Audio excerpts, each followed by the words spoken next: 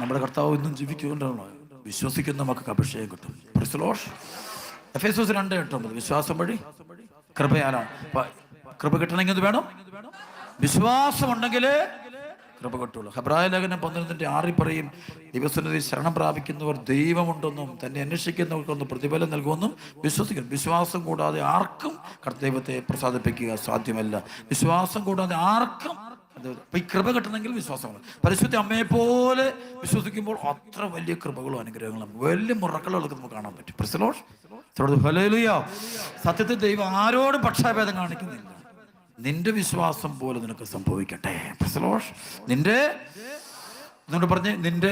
വിശ്വാസം പോലെ സംഭവിക്കും. ഹല്ലേലൂയ. അതുകൊണ്ട് ശതാധിപന്റെ വിശ്വാസം പോലെ ശതാധിപന്റെ വൃത്തിയുടെ സൗഖ്യം കിട്ടുന്നു. Praise the lord. ശതാധിപൻ എങ്ങനെ വിശ്വസിച്ചു? അങ്ങനെ ഭവനത്തിൽ എനിക്ക് യോഗ്യതയിൽ അങ്ങൊരു ഉച്ചരിച്ചാൽ മതി. അവൻ അങ്ങനെ വിശ്വസിച്ചപ്പോൾ അങ്ങനെ തന്നെ കൃപ കിട്ടി. ഹല്ലേലൂയ. രക്തസ്രാവക്കാരെ വിശ്വസിച്ച് എങ്ങനെയാ? അവന്റെ വസ്ത്രത്തിന്റെ വെളുപ്പ് തൊട്ടാൽ മതി, നീ വിശ്വസിച്ചതുപോലെ നിനക്ക് സംഭവിക്കട്ടെ. സ്തുതിക്കുന്നു. 4 പേര് കൂടി ഒരു തളർവാദ രോഗിയെ കൊണ്ടുവരുമ്പോൾ അവർക്ക് ഈശോയുടെ മുമ്പിലോട്ട് ഇറക്കി കൊണ്ടുവരികയാണ്. ഓടൊക്കെ പൊളിച്ച് മേൽക്കൂരൊക്കെ പൊളിച്ച് ഇറക്കി കൊണ്ടുവരിക. ഇറക്കി കൊണ്ടുവന്നപ്പോൾ ഈശോ പറഞ്ഞു എഴുതുക. അപ്പോൾ അവർ വിശ്വാസം കണ്ടിട്ടാണ് അവരങ്ങനെ ഇങ്ങനെ കൊണ്ടുവന്നാൽ സംഭവിക്കുന്നത് വിശ്വസിച്ചു. Price the Lord.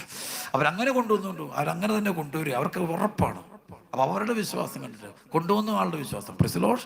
ചിലപ്പോൾ ഇന്നിവർ സൗഖ്യം കിട്ടാൻ പോകുന്നത് ചില ആളുകൾ അവരെ കൊണ്ടുവന്നവരുടെ വിശ്വാസത്തിൽ ഒരുപാട് പേർക്ക് അഭിഷേകം കിട്ടിയിരിക്കും. Price the Lord.